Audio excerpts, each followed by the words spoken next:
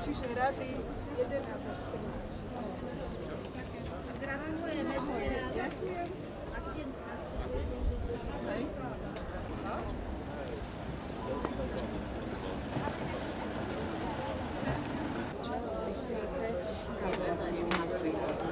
Povedala, že také výrazy použila, ktoré som ani... A ty sa čo takto skrátila?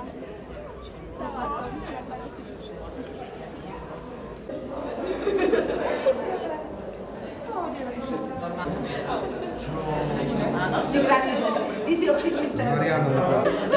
Nemá kravatu.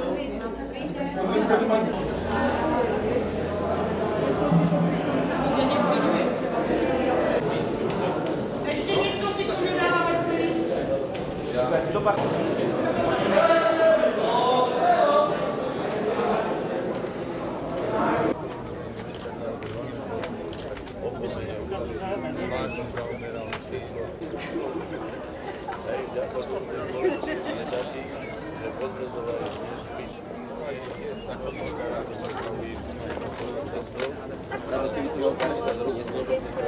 ...25. mája 2007, teda pred spomínanými 10 rokmi, sme do rodiny železiarov prijali 56 absolventov odbornej školy, nakoľko v tom čase ešte gymnázium neexistovalo.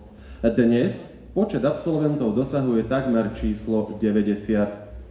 A nedá mi nespomenúť aj ďalšie významné okrúhle číslo, ktorým sa zriaďovateľ súkromných škôl môže pochváliť, a to 80.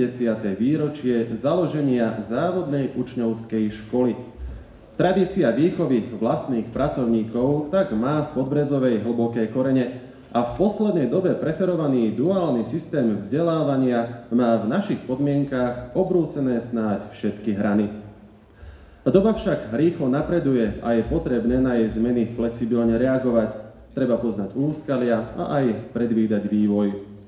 Aj preto sa dnešná podoba súkromných škôl už nedá porovnať s jej 80-ročnou predchodkyňou, hoci princíp sa nemení.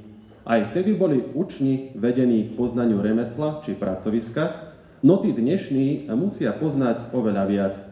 Učebné osnovy sú nekompromisné, poznatkov je neporovnateľne viac, no na konci študentského úsilia bol, je a aj bude úspešný absolvent. Neodpustil som si aj napriek tomu sa tu nezastaviť. V prvom rade som ospravedlnil pána ministra školstva, ktorý prislúbil minulý týždeň, že sem príde, ale žiaľ, teraz štartujú aj Rally Tatry, takže išiel tam. To ale nemení na skutočnosti, že naša škola, stredná odborná škola, v tomto roku bude oslavovať a oslavuje celý rok 80. výročie svojho vzniku. Keď som prišiel sem, mi dali z televízie otázku, že čo to znamená pre železiarne. Stačí zobrať kalkulačku a dať si 80x50, alebo 80x60, alebo 80x80 a poviem vám to, že koľko mladých vzdelaných ľudí nastúpilo za 3 generácie do železiarní. Dnes železiarne Podbrezova sú špičkovou svetovou fabrikou. Vďaka našim kvalitným výrobkom, vďaka celému systému riadenia spoločnosti, ktorý tu je, naozaj sme na to hrdí, špičkovou svetovou fabrikou, čo sa týka produkcie, s obrovským podielom našich výrobkov na európskom trhu. Máme tu systém, ktorý nám môže závidieť a úprimne povedané, závidia nám všetci. Tí, ktorí tie školy nemajú, môžu len v duchu smutiť, že nemajú takto pripravených ľudí. Tí, ktorí rozhodujú o tom, ako by sa školstvo malo uberať, mali by sa prísť sem pozrieť a preto ja som rád, že je tu pani dekanka Hutníckej fakulty, pán dekan z Trnavy, je pán prodekan z Bystrice. Neviem, zvolen poslal zástupcu, zvolen má správnu radu a preto pán ekonomický riaditeľ Kurčík tiež musí sa odobrať tam, pretože je dobré, keď naši ľudia sú v správnych radách týchto vysokých škôl, lebo aspoň tam nie sú reálne názory na to, čo potrebuje život, čo potrebuje prax.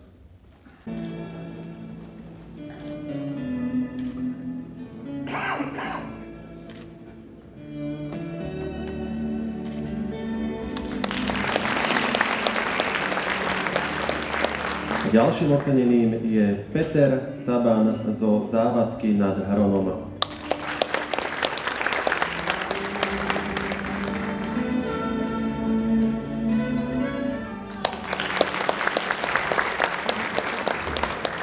Tretím v poradí je Samuel Cerovský z Brezna.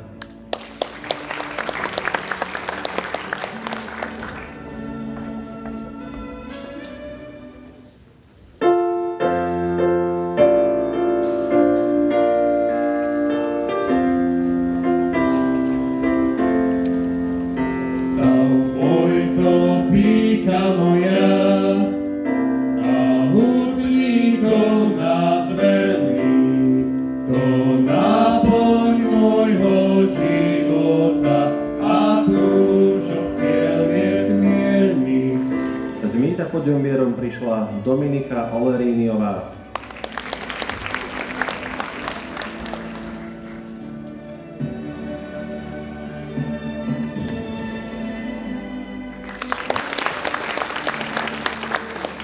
Z Brezna Simona Rabčanová.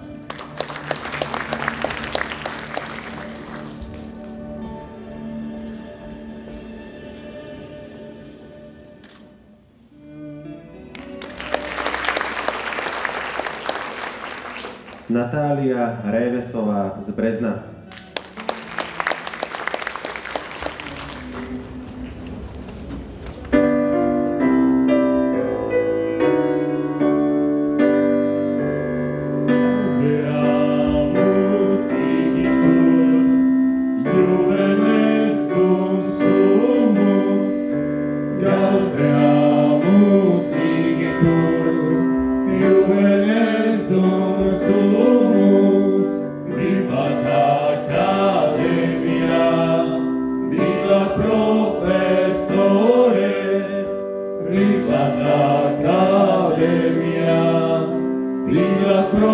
Professores, viva membrum odli